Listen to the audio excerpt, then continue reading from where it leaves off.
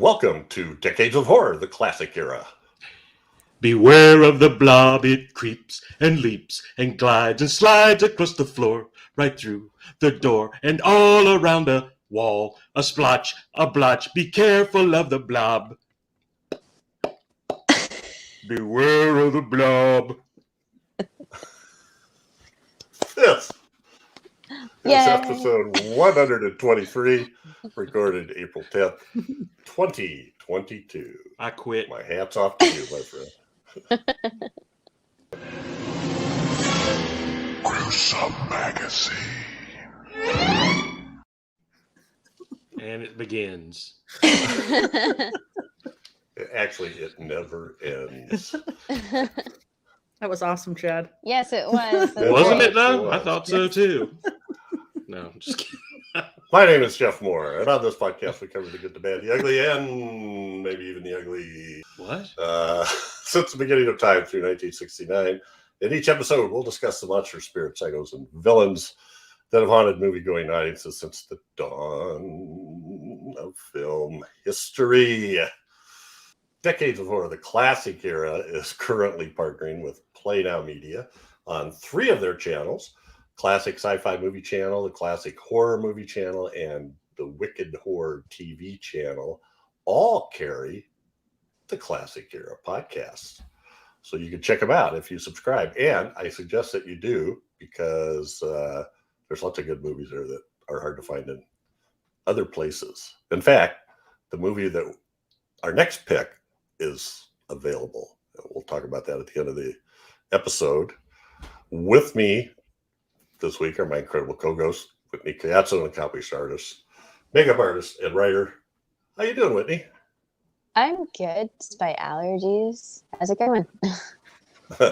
I'm pretty good. I'm tired. We've been moving stuff up and down the stairs. Yeah. And all across the floor.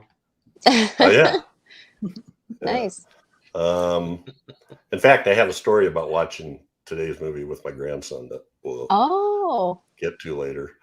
Also with us is Chad Hunt, co-host of Decades for the 1970s and 1980s, film producer and director with Wreak Havoc Productions, and a comic book artist and writer, and a singer of 1950s pop songs. How you doing, Chad? Well, I was doing a lot better before I had to come on and sing that and remember all the words and everything. Yeah. It's too much for my brain today. You did great. But I Especially feel good. I'm here. At the end, I couldn't do that I part. don't know if I got the pop right. You did great. Yeah. Certainly did.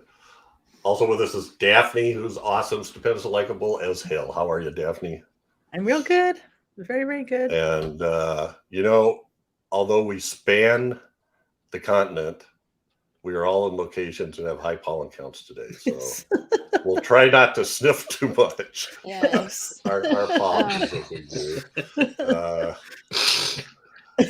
Yeah, that's it on this podcast. And I just moved into a new room. I haven't fixed it up yet. I barely got shoved in here and plugged in to do this. So I hope it sounds okay and not too echoey till I can get some dampening in here. I'm sorry, what? Dampening. Do what? Sound dampening. I'm sorry, what? We need to cut the reverberation. Okay. But we can see the Hulk in the back, so everything looks good. Yeah, the Hulk's in the back. What's even better, I'm going to get something. My son's already told me stuff. I have the window to the dark. Ooh. Now, right now, there's some pop, whatever you call those. I forget. Funkos. Funkos, yes. Yeah, got some Funko Pops there. But I'm going to get some cool stuff to prop up in there, animal skulls and stuff. Are you going to get something as cool as a snake plant in the Ooh. back? Well, actually, Or a man-eater from Hydra. Of Hydra I've been plant. promised a boar skull. Ooh. So we will see. Our film today is The Blob. Directed by Irvin S. Yaworth. And I discovered recently that the S stands for shortless. seriously, really. And Sure it's not everybody called him shirtless? Shorty. No, Oh, he's boy. shirtless. And since he's a junior, I guess his dad was shirtless as well. But they were both called Shorty. Written by Theodore Simonson and Kay Lineker. The cast includes Steve McQueen, Anita Corso, Earl Rowe, and Olin Howland. Production company is Fairview Productions, Tony Lynn Productions, and Valley Forge Films. It was filmed in Pennsylvania in pretty small communities: Chester Springs, Valley Forge, Downington, Phoenixville, and Royersford. Filming dates July and August 1957, and it was released September 10th, 1958. The budget originally was $110,000, but apparently it ballooned to $240,000. Even so, it made $4 million at the box office, according to IMDb. But at the same time, Ultimate Movie Rankings said $6 million. So I'm either way, over time, lots of re-releases, lots of midnight movie showings, etc.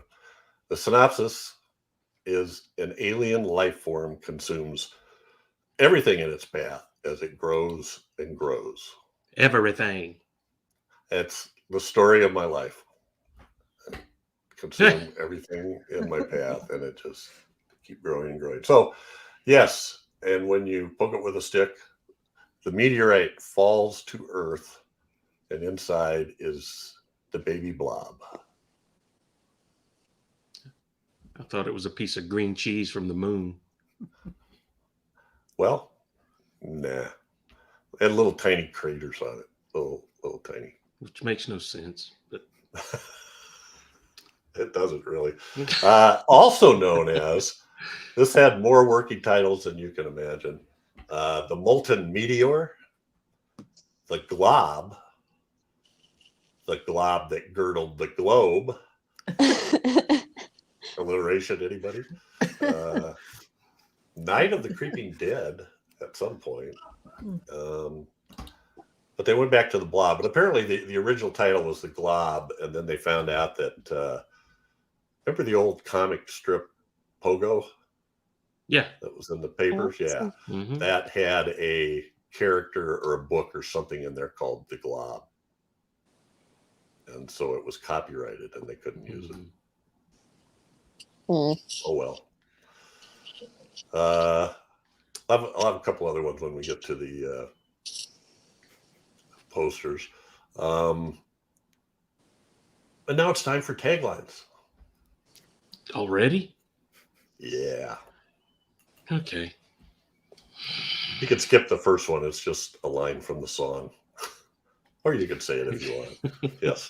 First tagline is: Beware of the blob. It creeps and leaps and glides and slides across the floor. The next one is Nothing surprising. No, nothing surprising there. It just told the whole story of the movie.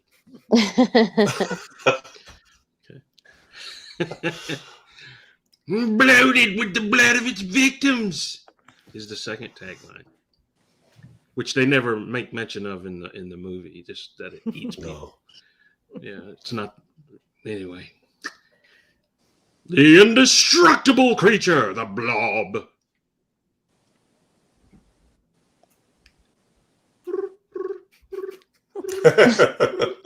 They like the word indestructible. It comes up a few more times.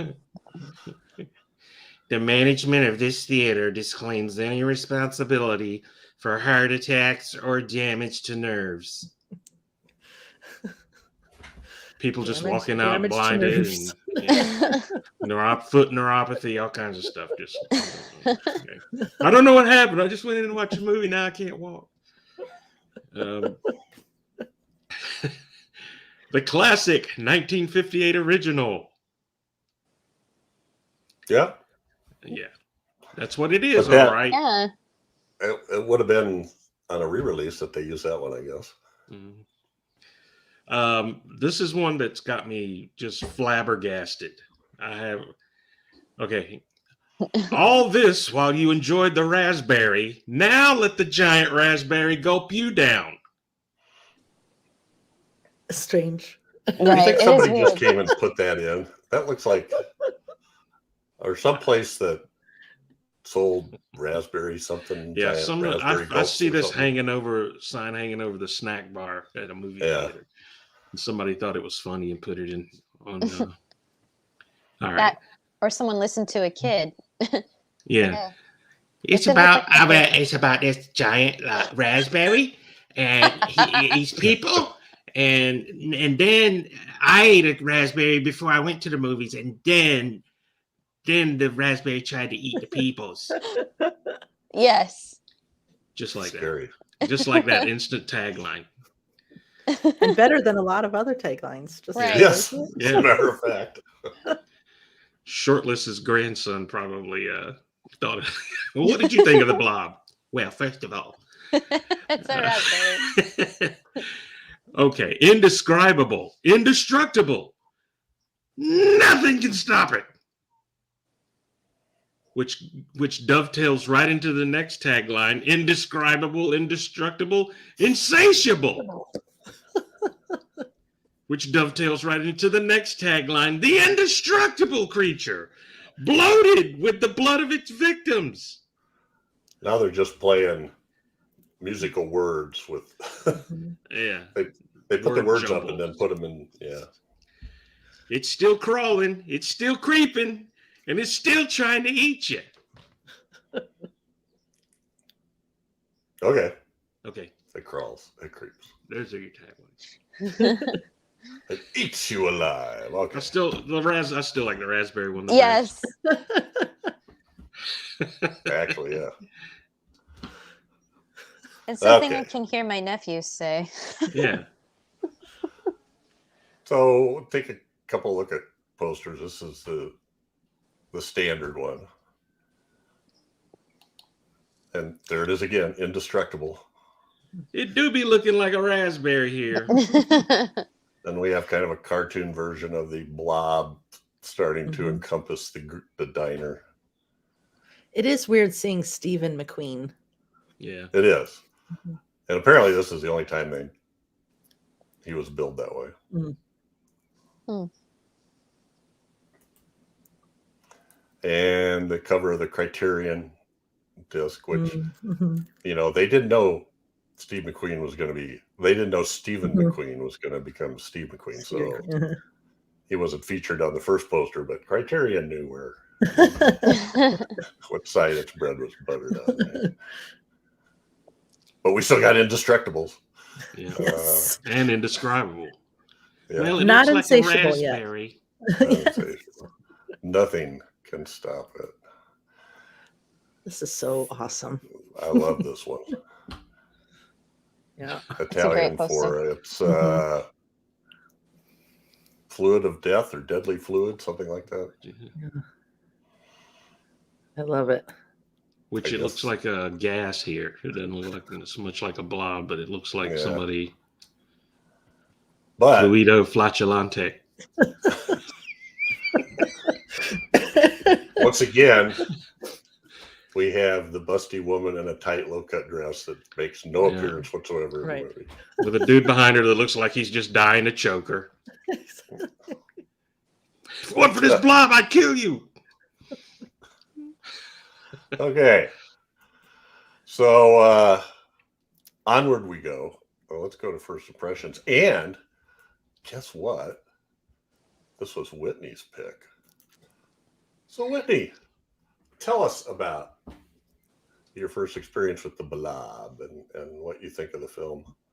Okay, I saw this as a kid, and what was really weird about watching this was that I watched a film that was completely different from this in the first place, or you would think, and it was recommended from a relative, a great grandmother. She said, "Oh, since you liked Flubber, you should watch The Blob." And I'm like, and when I watched The Blob, I thought, okay, this is nothing like Flubber, but When's he gonna bounce? but yeah, Flubber bounces, but this one just goes after people. Yes, it creeps, it eats, it does all of this stuff. But no, it was just, I remember being a kid watching this, and with some of the most iconic scenes, especially in the movie theater scene, that was one scene that really stuck out to me. And I said, one day I'm going to have to watch this again as an adult. Here I am today as an adult watching it. And I thought, okay, this was just as strange as it was as it is as an adult than as a kid. But it's fun. It's funny. As a kid, I didn't laugh so much. I was just like, what is this? This is not child friendly, but I'm glued to it. Like, how can I can't turn away from this fluid thing. And so, but yeah, watching it now and seeing how characters react instead of wondering what's going to happen with this actual thing. And then now as an adult, seeing how characters interact with it was a little bit more amusing because of how, well, I guess we'll talk about the acting and the actors, but it was all around like slapstick, kind of silly and fun, really. Just to see something that's like a creature or something different in a movie. Yeah, it's a lot of fun. Mr. Chad Hunt, when did you first see this? What were your impressions, and what do you think about it now? I saw this as a kid too, and it didn't. I liked the movie. I liked the creature a lot, but as a kid watching it, I was like, man, there's too many adults talking about nothing in this movie. Let's see the blob eat people. As a I was a little kid then when I saw it, but it is a classic film. And it, like Whitney said, it did show us a different kind of a monster. This big blobby raspberry thing. It looked like people wanted, there's something you spread on your toast in the morning, and other than something that could kill you. But I like it, and I still like it. I liked it this time, but I just can't get over the fact of what the police. What is their problem with these kids? Yes. What is their problem with these kids? Every time the kids, this old man, the doctor's dead. Yeah, right. Sure, get out of here, kid. And that's and then that's the other thing. Steve McQueen has more wrinkles than I do, and he's supposed to be a teenager. He was only 28. That's what he means. Yeah, that's the thing about some of these, especially like older films that are black and white. And you see them, these guys look like they're pushing 50, and then you read later that, oh, he was only 21 when he made this movie. I was like, stop smoking cigarettes. Yes. Or something. Stop drinking. Stop doing something. You guys look terrible. Yeah. You guys don't look your age. But anyway, I love this movie. It's a fun flick, and it's, even though the marquee said Bela Lugosi and the captions say Bela Lugosi, like he's saying the lines in this movie that everybody's watching on there, but that is not Bela Lugosi reading those lines. But no. Other than that's my only. Oh, go ahead. It was actually Ed McMahon. Was it? Sure wasn't Bela Lugosi. It was Ed McMahon. You are correct, sir. When I don't know, somebody, I don't know if it was Jack Harris or who it was, told Johnny Carson, then apparently he started giving out a bunch of crap about it. As well he should, because it sounded nothing like Bela Lugosi. And that's my only problem with this film is that. The only one, huh? Yeah. Okay. Well, Daphne, how about you? When did you see this the first time?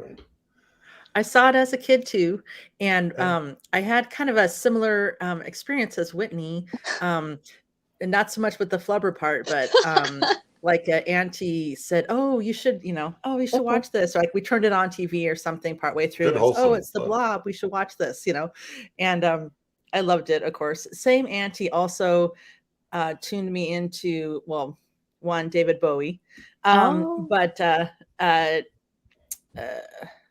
Alien was on TV, and like, oh, I think you should watch Alien. Oh my gosh. But so that's when I saw it first, and it was just a fun movie. I enjoyed watching it a lot, but it's been a long time since I've seen it.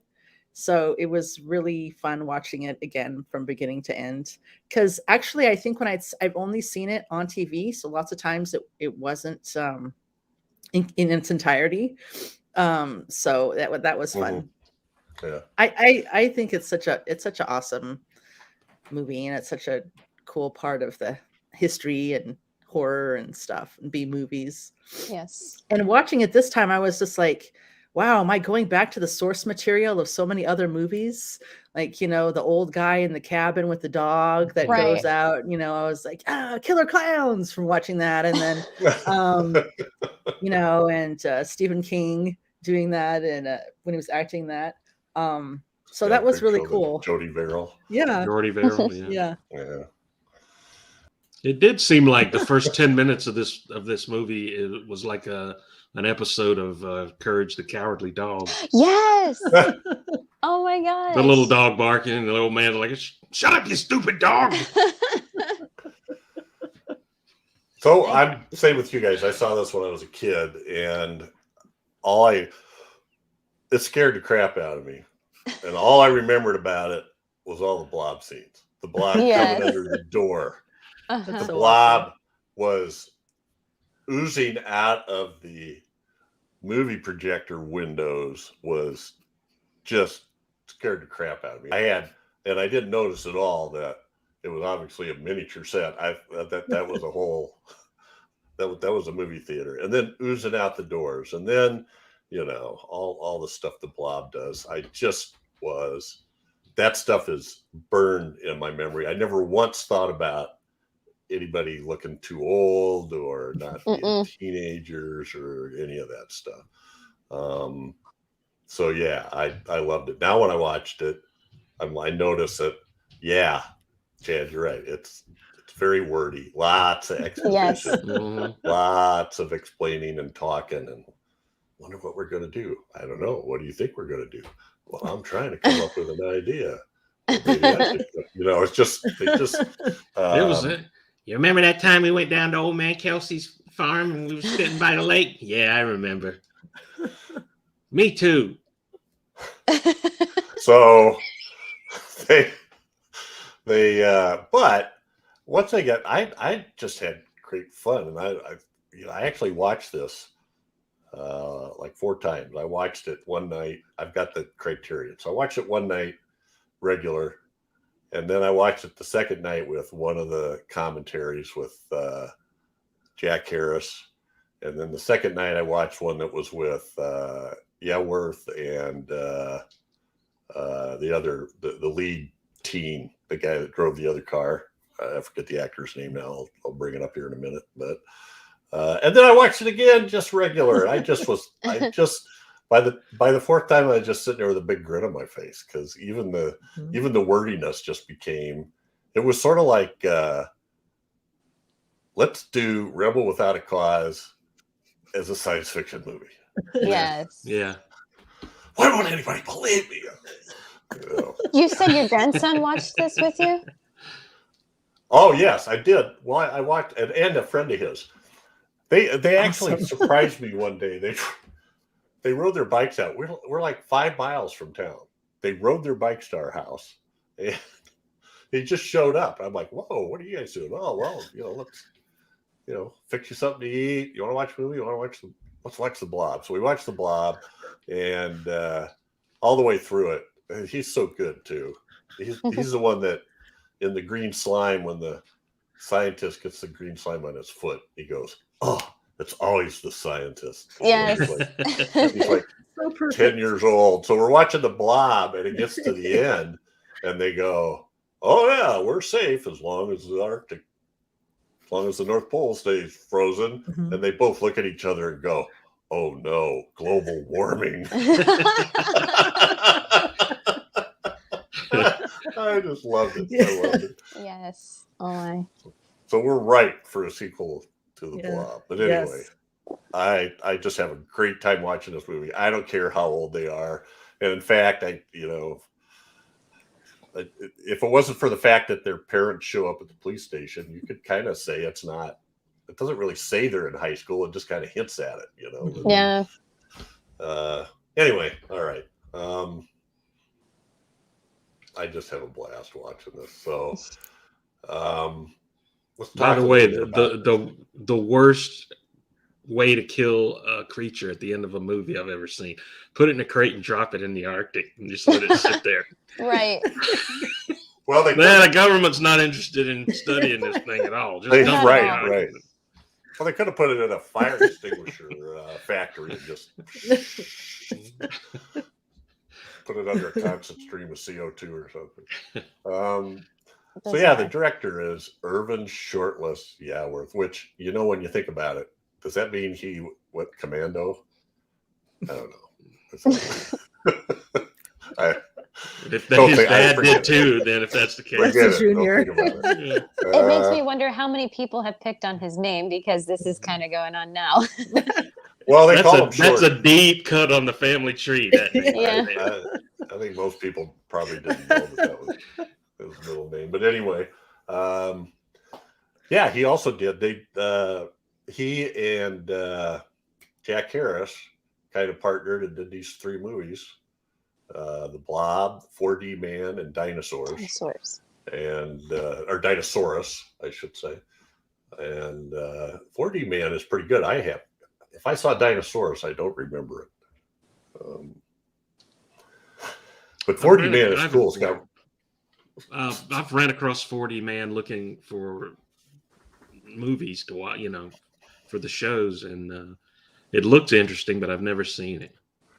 Yeah, it stars Robert Lansing, and he invents something that he can go through solid, like go through walls, right?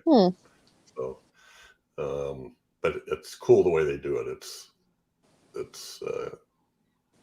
I don't know. That's kind of cool. So anyway, that's what he does. So I don't know. I mean, this is like, one of the cool things about this movie is it's like the first movie all these guys made. Jack Harris was a distributor, and apparently somebody said to him, "What kind of movie would you do?" Well, you know what's hot now? Juvenile delinquency movies. And 50s sci-fi. So let's put them together. That's what I would do. And so I don't know how they got in touch with Mr. Yaworth. But he did. Well, they looked him up under shortlist, and there were only 2 other names, so it was easy to find. I shouldn't give him a hard time about his name, but I don't think he has any particular directing chops, so to speak, in that, he only did these 3 movies, plus I believe his other thing was a ton of Christian movies. Oh, wow. If I remember right. So the Tony Lynn Productions, I got to put this up because I don't recall it off the top of my head. Yeah, Tony Lynn Productions were Jack Harris's kids. Valley Forge Films was the other producer, Russell Doughton. And then Fairview Productions must have been Yaworth, I think, because I think they each put a third in on it. Anyway. The moon looked a lot bigger when it was in the sky.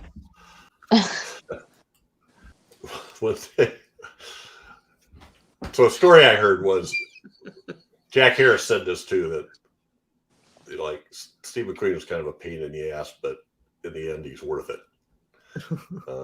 And you made a comment about him smoking. Yeah, he was smoking the whole time.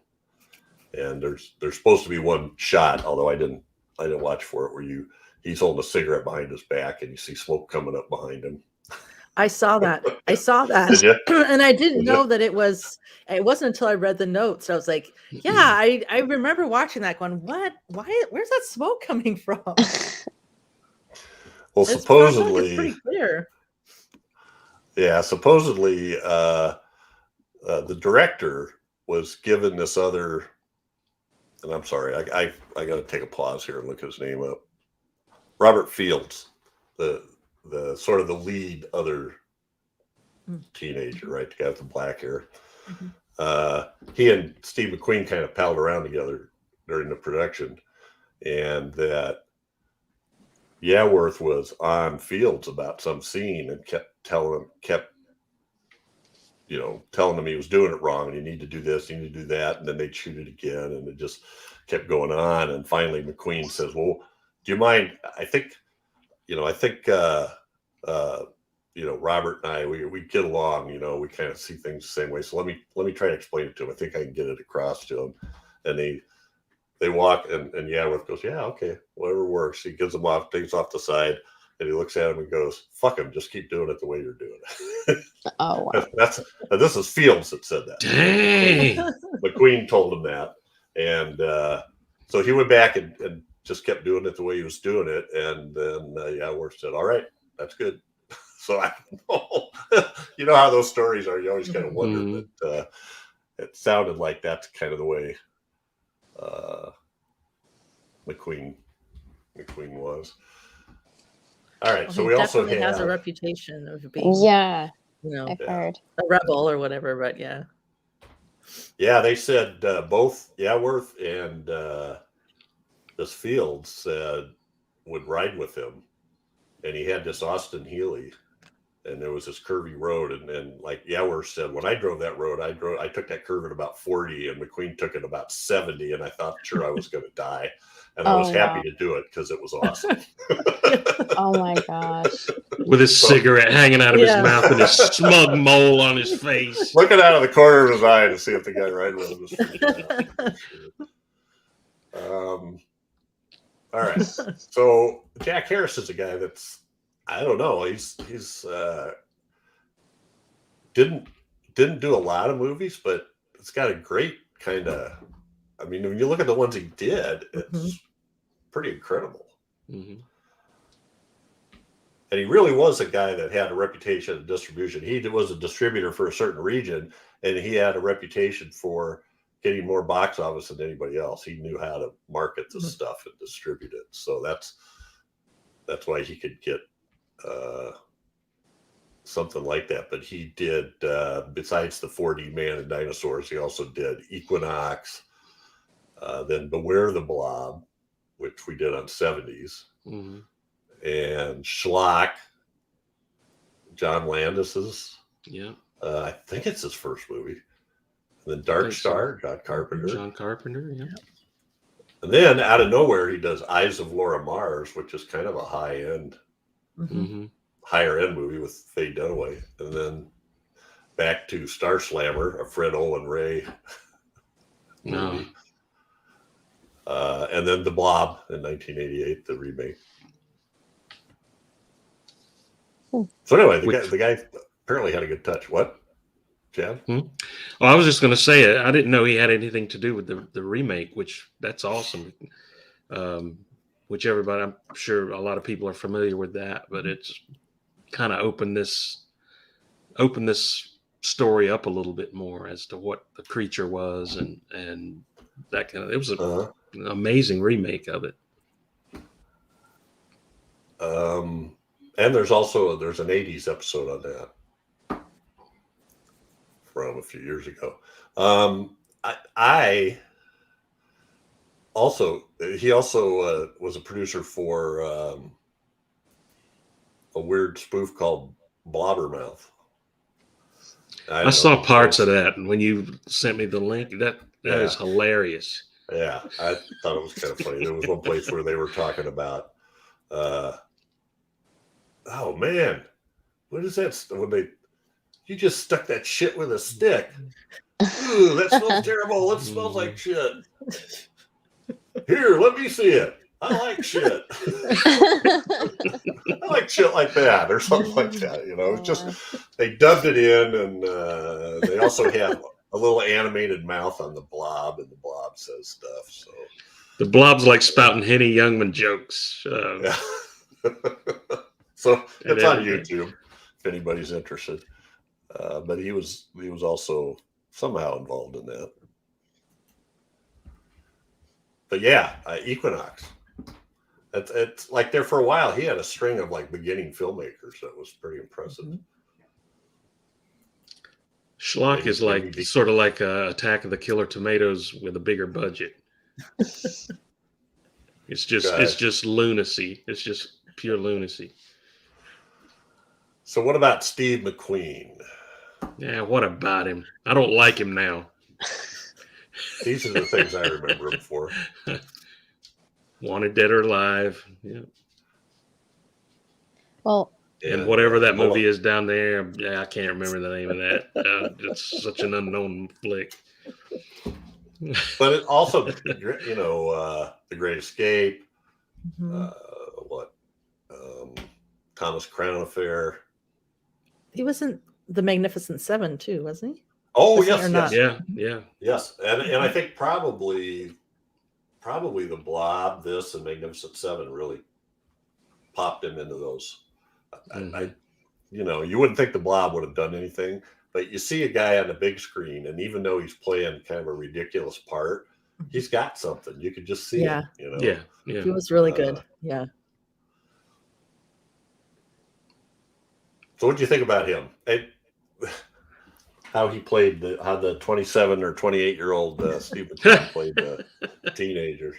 well, I mean, since we've all seen this as kids first, I would like to assume that it was sort of the same experience that I had for you guys. You don't think about it so much when you're a kid, like that I he's didn't. not really a kid. Mhm. Right. But looking at it now and seeing as he is, I mean, he's I guess it's sort of a generic kind of character. He's like the attractive young man who's trying to assess a situation of a monster or creature, but he's also got the lady by his side. I'm trying to think of her name right now. Jane is Jane, what her yeah. character's name was. Janie Gal. Yeah. Feel Annetta. like that.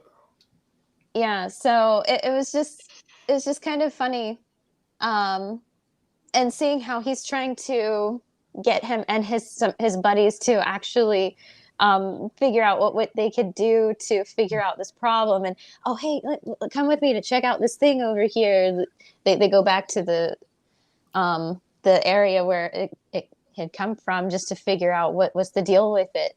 But my whole thing about him is that how he interacted with the elderly guy who touched this, and it's like he's verbalizing everything as to what the old guy has gone through, or trying to get an idea for it. Is that right? Mhm. And so, but the one person that can't verbalize the experience is the person that went through it. Like Yeah. what is it? Is he in just so much agony that you have this one person saying stuff for you? Well, his hand looked like a canned ham. Yeah. Yeah, there was just a lot of I Yeah. know. Owie. I know. Stingy. So yeah. Oh my goodness, it's crazy.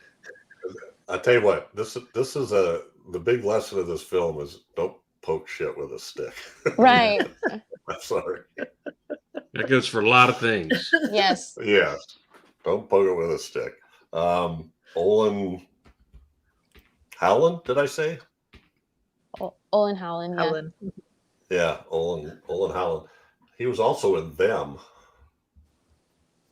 He was a somebody in a drunk asylum, and he sang a song. I'm trying to remember. Anyway, he's a great old character actor. He's in lots of credits over the years. That bottom picture looks like it would be delicious, sliced thin with some lettuce and tomato. And Yeah. Oh. Yeah, or maybe it's a raspberry bear claw or something. Yeah, You just maybe. need a little frosting. I have to know where that came from now. I won't be able to live the rest of my life without knowing what that raspberry stuff is all about. Silicone, right? But they did that cool thing with the shot where he turns the stick upside down, and then it zoops out of his hand, which of course they just flipped the shot, but Yeah. it still was like that kind of stuff. When you're a kid, it creeps the hell out of you. Mm-hmm. That's not just gooey stuff you picked up on a stick. That's something alive, right? That's your first notion. But yeah, Steve McQueen was always trying to get everybody to work together. And actually, the filmmakers, their whole thing was to make part of it was they were making a film to redeem young people because Mhm. juvenile delinquents were getting a bad rap. So Right. that's why the cops were so dumb about it, except for Lieutenant Dave. Lieutenant Dave gave him. Well, what's really cool about this, you saying that for I guess this kids to, I guess, looking at it now, I didn't think about it as a kid as seeing, okay, so you have kids that are or whatever, and the town, they're their own heroes because he got his buddies together to try to vanquish this thing. Mhm. So He was the only one that really took the lead and tried to do it. Yeah, that's true. You've got the 3 cops at the station. You got Officer Dave. You've got the one darker haired one who just hated life. Period. Oh, I know. Yeah, you're trying to trick me. I know it. Something happened before this that I don't want to know about. That he has such a hatred for these kids. Yeah. And then you had Sling Blade over there who plays chess in his Oh my drawer. gosh. I reckon I'll move this pawn over here on this square. Oh my gosh. It was like, and they all hated these kids, and I was like, why? As a kid watching it, I was like, why do they hate them so much? I mean, even towards the scenes where you have everyone pretty much rounded up, and then the police or the guys are. One of them said, had continued to question him, and he had to especially say, he's like, well, I'm terrified. He had to state, like, well, do I look like I'm enjoying this or something, or I'm terrified or something? I'm like, oh, that's kind of crappy. You have to see, you have a whole town out, and you're trying to get everyone's attention. So it's like you guys are saying, yeah, he if it wasn't for his character, like actually giving a crap. So, he gets everybody together to go and all honk their horns at once in the center. Yeah, and then they took it on and totally went and tried to get people to believe that something horrible was happening. Just like, even though they ended up looking, no one wanted to believe them either. Right. Well, but he got them to get on board. It's a monster, really. Yeah. And nobody else had seen it. I gotta say, it really got to me when the upset, the bad cop, I can't remember, was it Sergeant Burt? Yeah, Sergeant Burt. When he turns on the lights in the grocery store, and I was like, damn it, because it was just like, don't do that. Right. Yeah. He almost has him believing. Yeah. The Blob wasn't sitting around waiting for people to catch him, that's for sure. Yeah. Well, good old Steve wasn't by himself. He also had Jane, Anita Corso, and I used to have a crush on her. Oh yeah, on the Andy Griffith Show. Yep, that's right. She was in that show. Yeah. Miss Crump, Miss Crump. She ends up marrying Andy, and then there was an episode of Mayberry RFD where they show up with a baby. And then in Matlock, she has a recurring role as a judge. Yeah, she was a judge on there, wasn't she?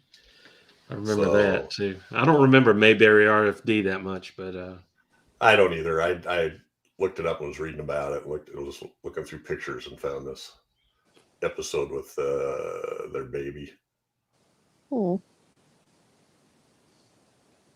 And the bottom picture there, strangely enough, at least to me, she was in Toolbox Murders in the late 70s with Cameron Mitchell.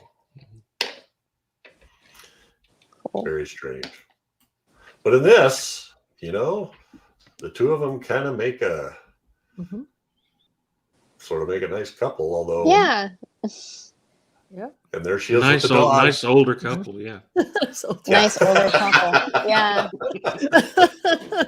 Yeah, I think she was like 25, so it wasn't but it was one of their first roles. This was right before he got Wanted Dead or Alive, I believe.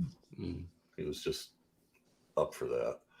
But you can see that, that bottom picture and some of the other ones, you can just see why he I mean, he's just, is great at portraying that sort of Charisma. Yes. yeah, Mhm. and rebel that doesn't care Mhm. what you think. Not a rebel that's always in your face and being mouthy and stuff, but Mhm. just, like the character in The Magnificent Seven and The Great Escape. That's a great Mhm. Mhm. character in that. And then at the end of his career, when he made Tom Horn and The Hunter, which were a Western and a modern day bounty hunters to kind of fall back on. Anyway, I loved him. I loved him. The Getaway is another one of my favorite movies that he was in with Ali McGraw and first version of that. But anyway, such a nice couple. Older For their couple. age. For their Older age, yeah. couple. Yeah.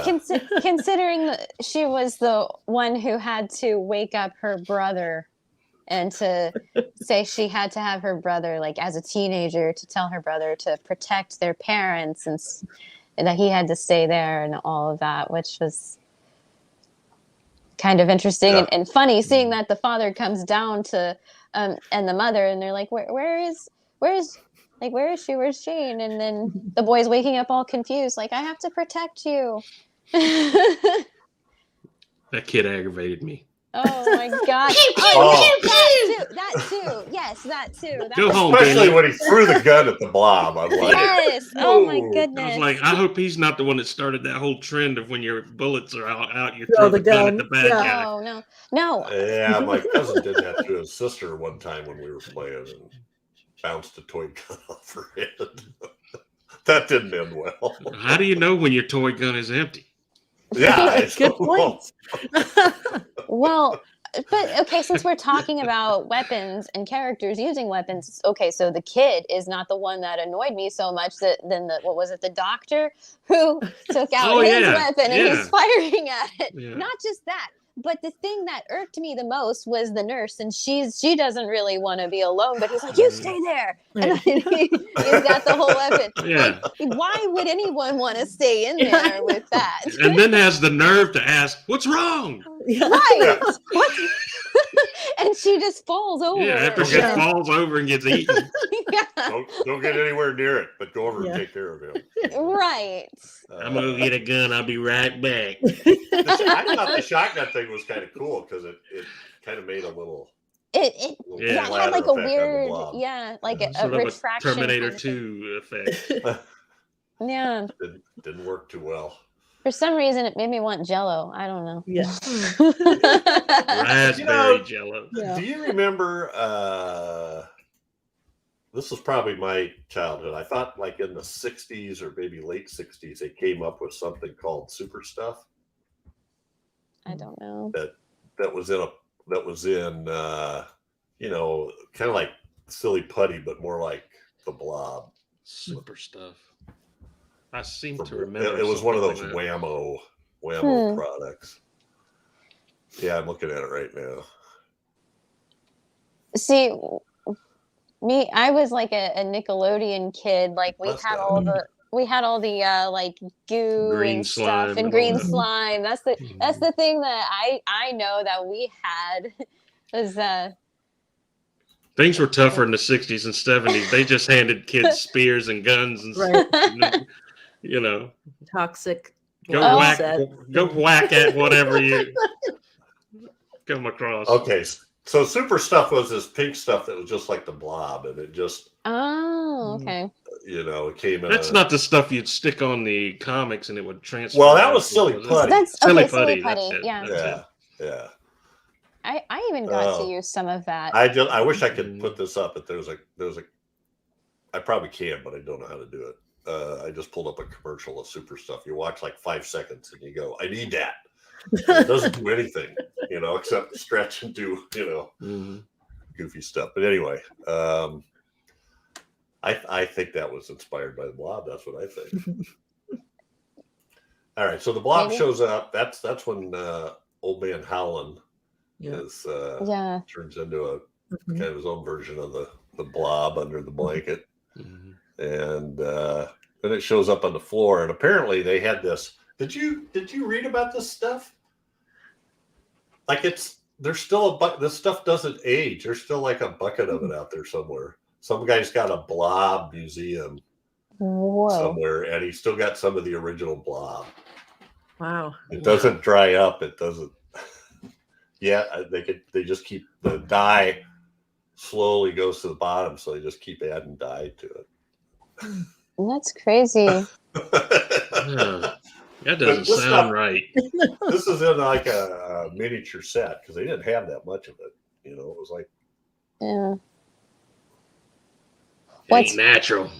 No, what's funny, like seeing the little transition from seeing his hand and then seeing like his arm, and then now you see this thing on the floor. Well, that first picture with his hand was all like gummed up, Right? But then there was another time where the doctor looks under a blanket, and it just looked like he had a jello hand with with his wrist and his separate fingers. Just looked like. Yeah, it looks like in the first picture he's going, yeah, it's almost done. Another 10 minutes on 350 and this is it's waiting for the nurse. Yeah. I don't know. I love this. The scene in the doctor's office, this part too, with reminded me a lot of The Fog.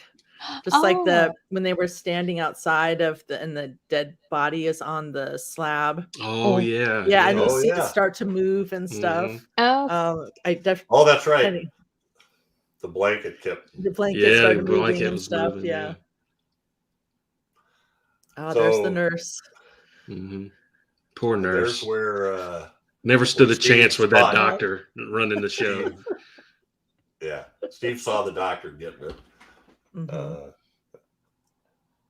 So I don't know. Supposedly there was a scene where they showed that in a little more detail, but it didn't survive, or it didn't make the cut or something.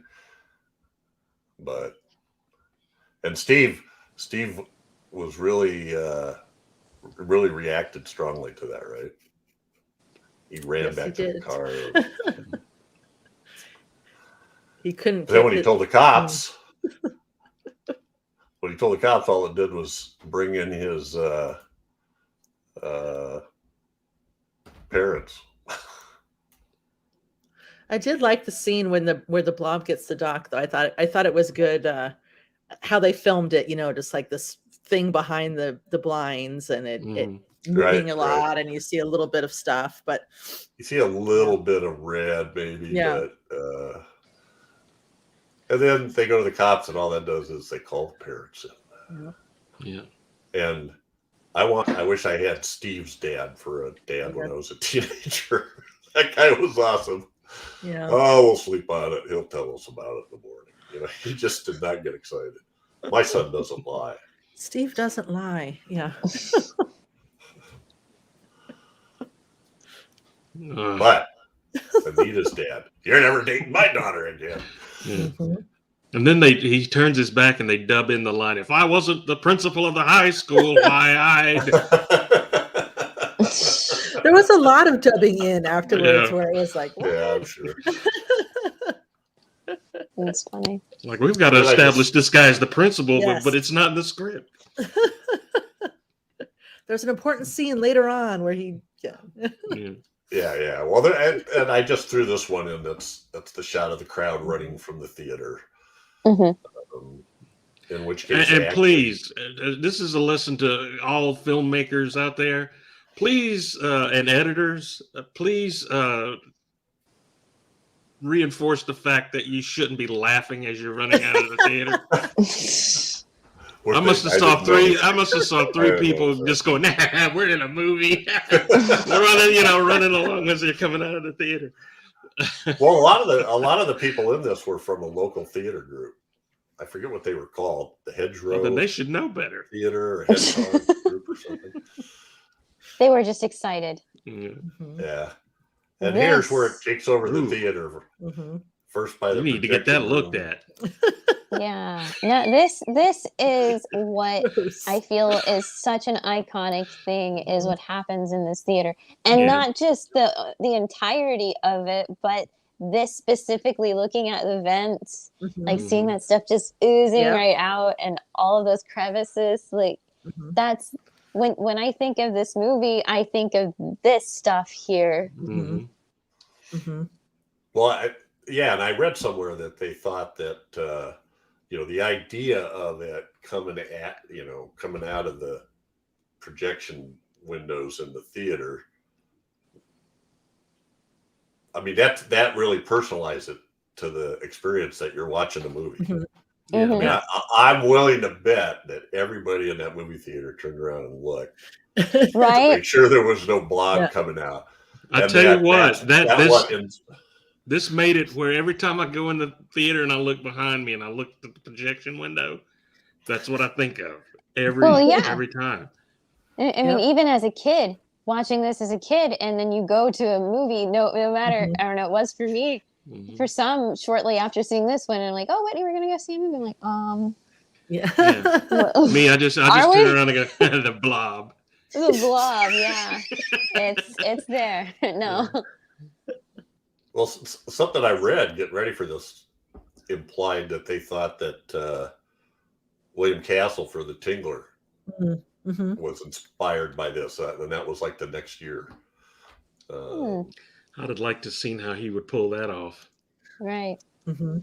Well, that they stop it. The film breaks in the theater, and then he talks to the crowd that the Tingler's in the theater. So the idea of personalizing it, Yeah. Mhm. even though Well, I they mean, didn't do how that. he would have handled the blob. Oh, yeah. Maybe drop a bucket of that on somebody's head and have them run out screaming. Have a blob floating around. Right, yeah. The blob's in the Blob theater. The coming up blob's in the the- theater. Run for your lives. And then oozing out those doors after the people, right after the people running out. Just Mhm. that is the stuff of nightmares for a little kid. That's one of those things. Oh, that yeah. The first time I saw this as an adult, I'm like, what's with all this talking? And oh my God, they look old. But it didn't, as soon as it got to these parts, it took me right back there. Mhm. Yes, I felt the same way. That was the other one. They go hide in the grocery store, and they're hiding in the meat cooler. Yep. And that stuff starts coming under the door, and I'm like, oh my God. What are They they can't do? get away. How can they get away. out of that? Yeah. And the thing is, as a kid, what I couldn't remember was, okay, what is it that attracts this thing to people? Is it the noise? I was thinking that watching this, like trying to refresh myself, which was kind of cool, seeing it again for first time in a very long time. And like, well, what is it that attracts this thing to these people? And also, what is it that deters him from these people? So I thought that was kind of neat, trying to like question that stuff over again. And then like the store. Yeah, but the store thing, like, I don't know about you guys, but for me, it took me back with the dog. I thought, oh my gosh, I'm hearing this dog, and then Jane's upset, and it reminded me how I was upset when I was a kid with this. With the dog. With Yes. the dog. Yeah. What happened to the dog? Yeah. Yeah. Well, they old Mr. Wiedemeyer, he sweeps up or mops up after we close, and where is he? Oh, there's his mopping bucket. But it was neat how they tied that up real quick. Yeah. She's freaking out because she hears the dog, and he says, I probably ran away. But as soon as they go outside and see the other kids, then the guy says, oh yeah, we saw the dog running down the street. Oh. Yeah. He was scared stiff, but he was running. He's scared stiff, but he was still running. So up until now, this is and the bottom picture here is the blob. It's kind of hard to see, but at the edge of the diner there, the blob's starting to encompass the diner. And then we go to some of the single worst effects ever. It's art. Let's appreciate it. It is. It's obviously art. This is a matte painting that's not far enough away to realize it's not real. Tom and Jerry. And then we're going to electrocute this thing and burn it to nothing. Oh, shucks. Yeah, there was a lot of animation in this. Yeah. final scene. And then it ends up a little bit like War of the Worlds. It's it's cold, or Neon Maniacs. It's water. It's cold. CO2. So and the military react amazingly quickly. Mm-hmm. Well, there's a direct. He's got the We need direct to line. send a cargo master down here and fly this off to the Arctic. Okay, they don't even have That's to the plan. convince them. No. You know what my favorite teenager. one of my favorite lines in the movie is when the fireman leans over to Dave and goes, "The building's on fire." Yeah. And Dave's like, "Well, you're the fireman." Yeah. What do we do? He actually says, "What do we do? What do you want me to do?" It's like, The And it's the things like that that make it The funny. building's on fire. and he was almost comic relief because he just sat Yeah. there with his wife look on his face all Yeah. the time. Oh, and then the other one was the old couple where the air raid siren, the siren goes off. He jumps up and gets his civil defense helmet and stuff. Mm-hmm. And then the fire station siren goes off. Oh my God, fire station. I don't know what hat to wear. What do I wear? He Yeah. said, I love that. What What do do I I wear? Yes. I don't know what to wear. That was great. Got these little. There was some I mean, good it's comic odd 'cause- relief in there. Yeah. Miss Porter, the old heroine, comes in and tries to mess with the crime scene. Oh, that guy. Oh my Oh, God. yes. Oh, Yeah. I should have put a picture of it. She had the most awesome outfit. It was yeah. she had white pajamas with red polka dots on it, and her robe was red with white polka dots. White polka dots. Such a beautiful set. Yes. Yes. There's always some sassy old lady that lives next door saying, "Well, if it was me, I would Yeah. have never." I gotta get this cleaned up before the doctor comes back on Monday. Doctor's not coming back, but okay. Right. You know, Don't be I touching my was crime kind of scene. impressed at the diner when, at the end, when they kind of realized that they were going to die. They did a really good job on that scene. Yeah. Just kind of like the two characters kind of signaling to each other that, okay, Yeah. this is it. Your little brother's gonna die. We're all gonna die. You know. And it was convincing because that's something I couldn't put my finger on if what was actually going to happen because my memory was vague. I knew that they were placed in there, but the emotion that was actually what you guys are talking about, like, wait a minute, no. These people have to survive this. Don't Exactly. they survive this? Yeah. Like, Wait a second. Seeing that again. Yeah. So, But it was acted very well. Yeah. That was acted very well. impressive. Yeah. Yeah. Except I wanted the kid to die. Oh gosh. He had his I don't know what you call them, footy pajamas on. Yeah, had his His little footy onesie pajamas. Yeah. with his holster and fake Awesome. bullets. I'm out of bullets. Well, I thought he was Yeah. great. I thought he was great. Well, I think the doctor took the cake with him. Like, I feel like the doctor deserved it more than the kid, Yeah. really, just because of that silliness. I'm going to leave the you doctor- here, and I'm going to walk over here and get a gun. Yeah. You stay here. But it's right here. Don't worry, I'm Right. getting a gun.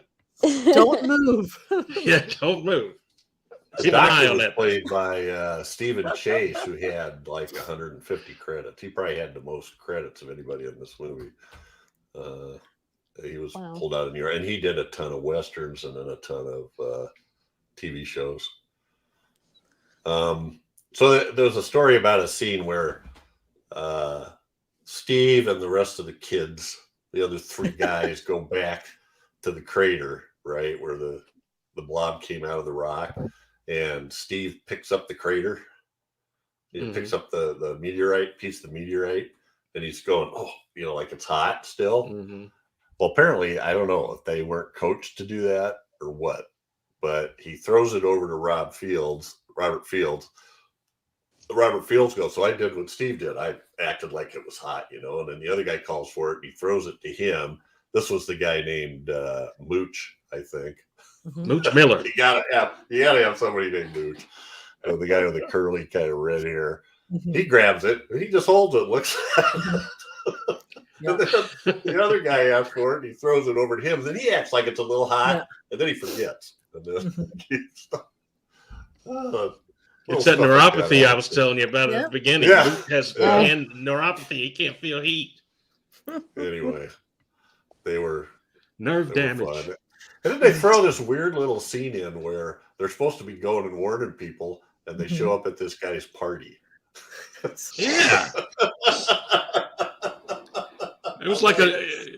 Well, they ended up in strange situations. Like, which one of them looking through the bushes and then seeing Oh, a couple there? right. Yeah, Yeah, that Right, was yeah. funny. That I think that was Mooch too, and he's like, Yes. "Hi" or something. yeah.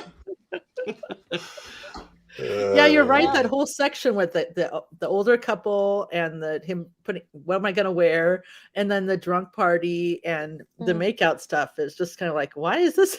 What's Yeah. going on? Yeah. Does this even go here? But it was funny. It was like, Yeah. Yeah, it was. Yeah. So at one point, this was on a double bill with I Married a Monster from Outer Space, which was a Paramount film. And they found out that, and I Married a Monster from Outer Space was a top billed movie.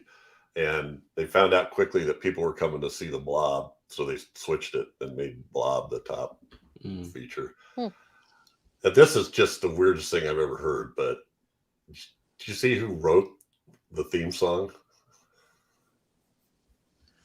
Go ahead.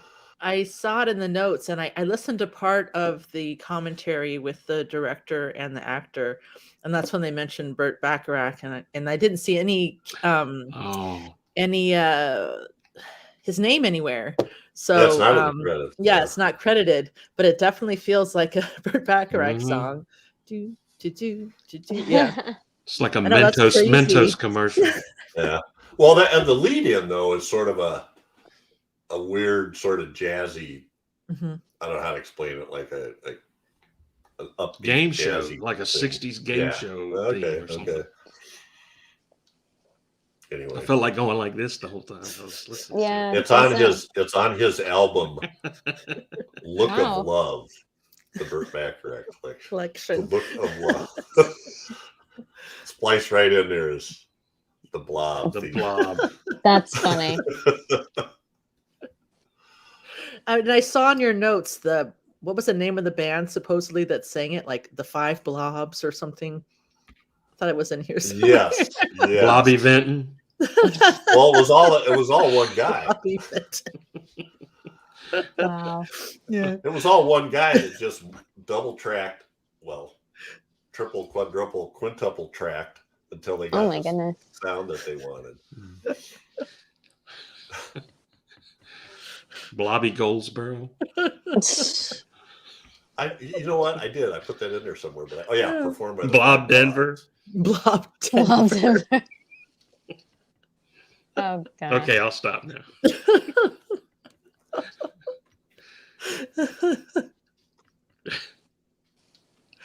Oh my gosh.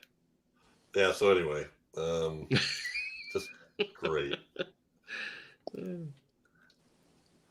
Supposedly, Dick Powell, who was a great song and dance guy in the 30s and 40s and played a bunch of noir roles, was the head of 4-Star Productions.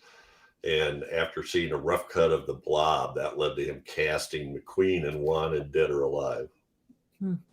Wow. I Anyway. think Dick Powell the guy that played Captain America in the old Republic serial? I don't think so. I'll double check. He was a little bigger name than that, I would think.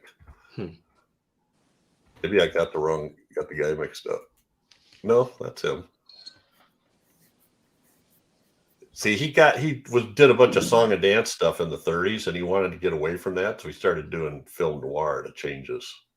It's really kind of amazing that he moved from this sort of lighthearted rom-com song and dance stuff to film noir. It was pretty good at it. He's in some pretty good movies. Murder, My Sweet, Pitfall, I think. I don't know who was in the Captain America one. Dick Purcell. I'm way off. Dick Purcell. Okay. Yeah. Well, Dick P. Okay. You know, it'd be pretty coincidental if his middle name was Shortless. Funny.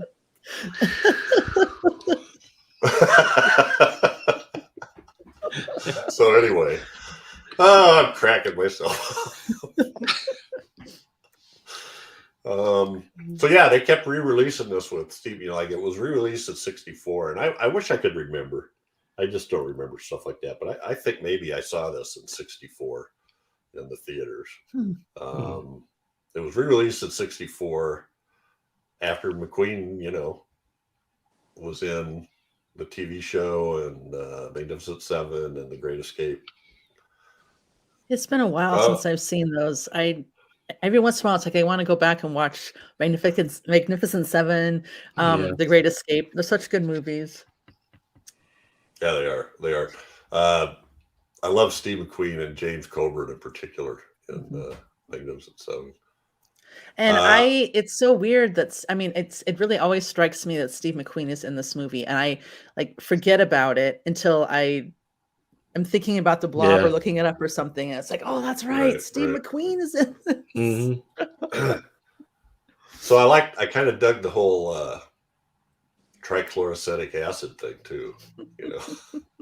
Here, throw this out. Like, my God, don't touch it. But just throw it. He just kept throwing her under the bus. Oh gosh, that poor woman. That poor woman. Good Lord, it's just got a little cookie jar lid on it. Exactly. Yeah. Yeah. Next to the cotton balls, there's the trichloroacetic acid. Yeah, right.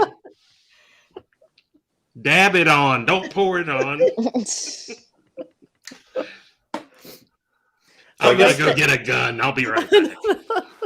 It's also kind of well known that Steve McQueen accepted this role. He was given the opportunity of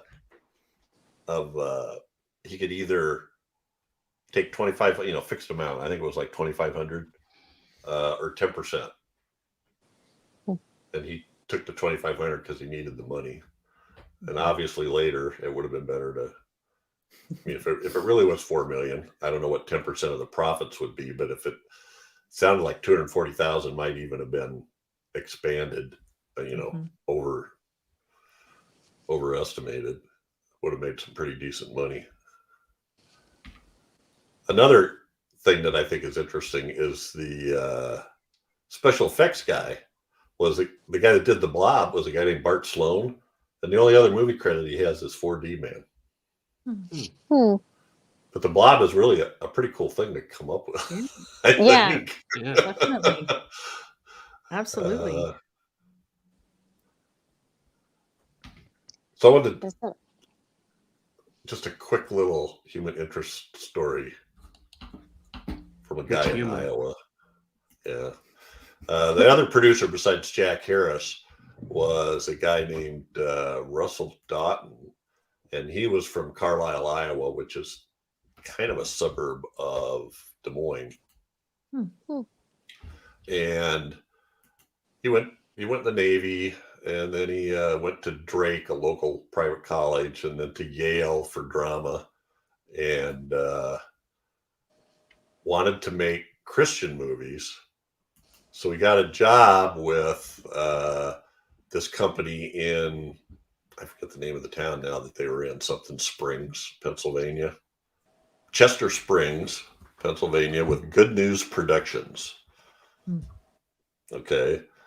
And then Good News started a branch to make secular films called Valley Forge Productions. And so he was involved with making The Blob. And at some point, he moved back to Iowa and kept making feature-length Christian movies for his own companies called Heartland and Mark IV. So anyway, I just found that just really interesting. This guy kind of plucked from nowhere becomes a producer of The Blob and doesn't do any other movies like that, Anyway, just by happenstance. All right, any final comments or anything else you heard or read or things that you want to mention about this before we tie this up? Some of the stuff that I think I read as far as the build of it, like it was modeled after like a balloon. Well, actually, part of it, they used a weather balloon coated with this stuff. That's what it said Yeah. in the stuff that I read. Yeah. And silicone. So Red dye and silicone has never dried out and is still kept in the original 5-gallon pail it's weird. I don't know. on display as part of the annual Blob Fest held over a 3-day period each summer in Phoenixville, Pennsylvania. Wow. Blobfest. Isn't that awesome? Anyway, It's a classic movie. I Mhm. mean, Yeah. it's just Yes.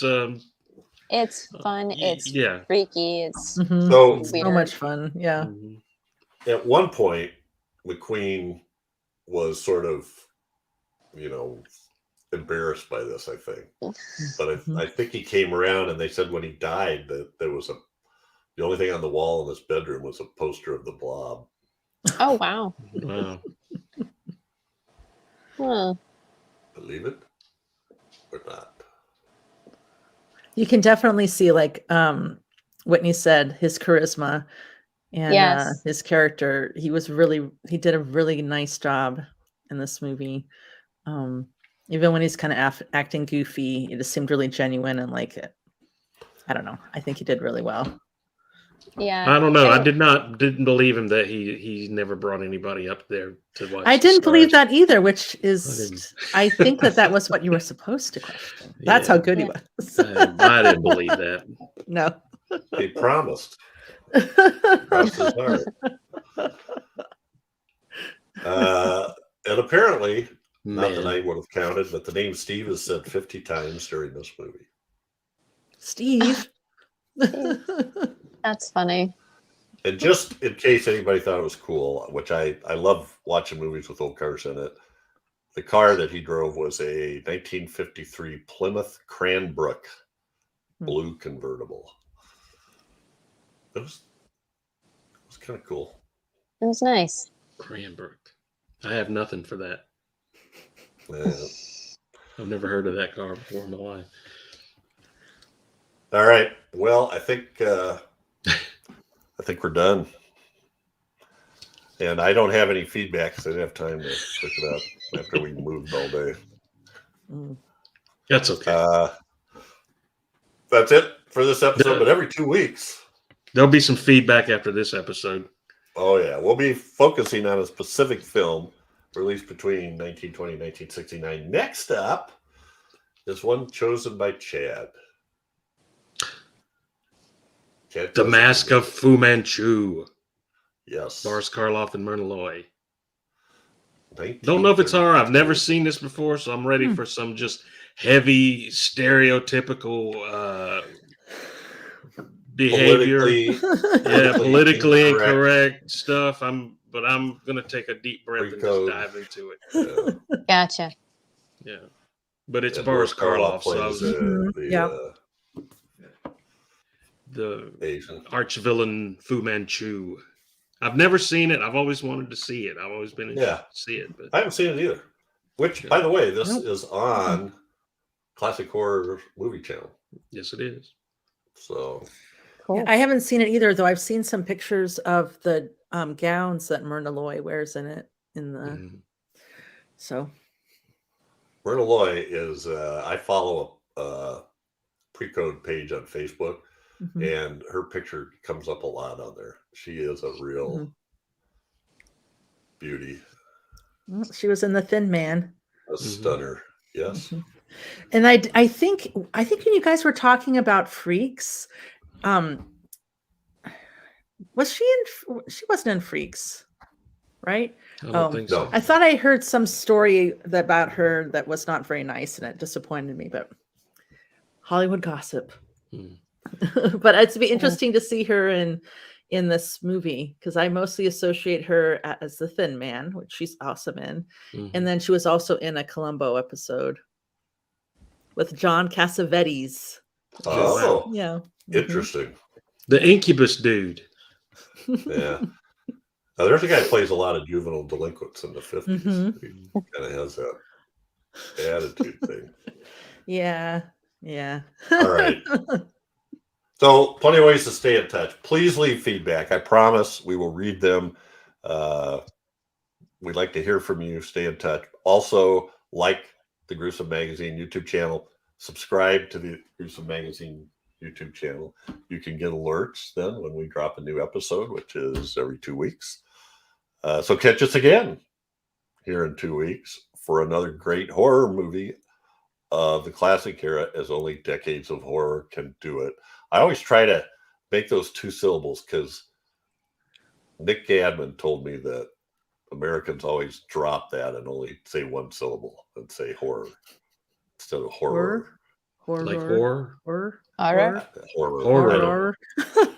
Horror. Just for you, Nick. Horror. Horror, Nick. Horror. Horror. Hey, Horror. Nick. Love you, buddy. Yeah, Nick. Say goodnight, everybody. Good night, everybody. Good night, everybody. Good night, everybody.